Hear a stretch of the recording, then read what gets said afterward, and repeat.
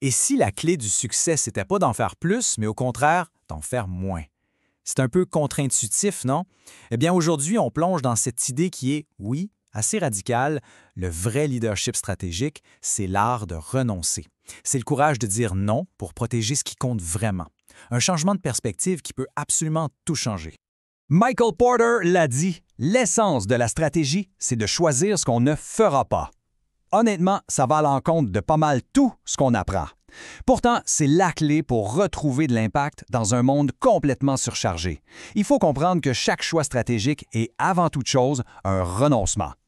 Alors, voici le plan de match. On va commencer par décortiquer le paradoxe du leader moderne, puis on va découvrir le vrai pouvoir de dire non. On va se pencher sur un cas bien concret, celui de Nadia. Ensuite, on va s'outiller avec un cadre pour choisir et renoncer, pour terminer avec 3 décisions à prendre et l'importance du courage, de la clarté. Allez, on plonge. Première section, le paradoxe du leader moderne. C'est-à-dire, pourquoi en faire toujours plus mène souvent à moins de résultats. On va aller au fond des choses pour comprendre ce piège dans lequel tellement de leaders tombent. Cette course folle pour toujours en faire plus, pourquoi est-ce que ça nous mène bien souvent dans le mur? Regardez ce chiffre, 68 C'est énorme. Selon le Work Trend Index de Microsoft, 68 des employés disent qu'ils n'ont plus de temps pour se concentrer sans être interrompus. Et la raison numéro 1, un agenda plein à craquer de réunions inefficaces. C'est vraiment le symptôme le plus flagrant de cette culture de la surcharge. Et ce n'est pas juste une impression, c'est un phénomène psychologique bien réel. Ça s'appelle le paradoxe du choix. La recherche le montre très clairement. Quand on a trop d'options, trop de priorités devant nous, notre cerveau, il fige, il se paralyse. Le résultat, on est démotivé et, bien souvent, on finit par ne rien faire du tout. La conséquence directe de tout ça? Eh bien, l'engagement des employés en prend un coup, un solide. Les données de Gallup, année après année, le confirment. La plupart des employés sont désengagés.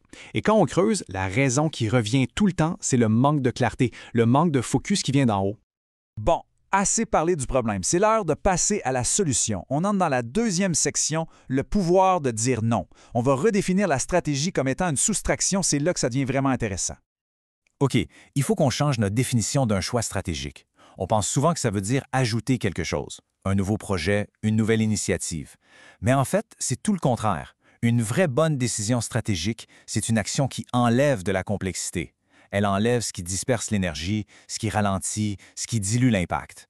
Le but, c'est simple, simplifier pour amplifier. Cette phrase-là, elle frappe fort. Si tout est une priorité, alors rien n'est une priorité. Ça résume tellement bien le problème. La stratégie, ce n'est pas un document qu'on écrit une fois par année. Non, c'est le courage qu'on a chaque jour de dire non pour vraiment protéger les priorités qui comptent. La théorie, c'est bien beau, mais voyons ce que ça donne dans la vraie vie. On passe à notre 3e section, le cas de Nadia. C'est un exemple réel et concret de ce que le renoncement peut accomplir. Alors voici Nadia. Elle est PDG d'une entreprise de services et elle était prise, comme bien du monde, dans le piège du « tout est prioritaire ». L'approche pour l'aider a été super structurée en 5 étapes.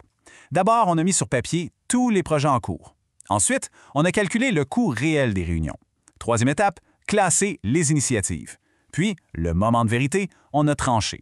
On a décidé quoi arrêter, quoi reporter et quoi accélérer. Finalement, la dernière étape, c'était d'ancrer de nouvelles micro-habitudes pour que le changement tienne la route. Et les résultats? Franchement, ils parlent d'eux-mêmes. En seulement 90 jours, on parle d'une baisse de 38 du temps passé en réunion. Et en même temps, la vitesse d'exécution des projets a augmenté de 21 C'est énorme!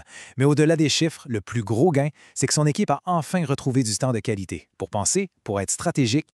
OK, c'est super pour Nadia, mais comment on peut faire ça dans notre propre équipe? Comment prendre ces décisions difficiles de façon structurée? C'est ce qu'on voit maintenant dans la section 4. Notre cadre choisir, renoncer. C'est l'outil de décision pour l'équipe. Voici l'outil. C'est une simple table de décision, mais elle est incroyablement puissante. Pourquoi? Parce qu'elle nous force à sortir de l'émotionnel et être objectif. Pour chaque initiative sur la table, on se pose une série de questions cruciales. Est-ce que c'est aligné avec notre stratégie? L'impact, il arrive quand? Est-ce que ça simplifie notre travail? On a les ressources pour le faire. Et la question qui tue, ça nous coûterait quoi de ne pas le faire? Juste en posant ces questions, le débat change complètement de nature. Bon, maintenant qu'on a le cadre, il faut passer à l'action. Par où on commence? Section 5, vos 3 premières décisions. Des actions très concrètes à prendre dès cette semaine. Le premier champ de bataille, le plus évident, les réunions. L'objectif doit être clair. Viser 0 réunion sans retour sur investissement. Chaque minute passée ensemble doit servir à prendre une décision, à avancer. Fini les pertes de temps. Les règles du jeu sont simples, mais il faut être discipliné. Chaque réunion doit avoir un objectif clair et une décision attendue. Le temps alloué, strictement respecté.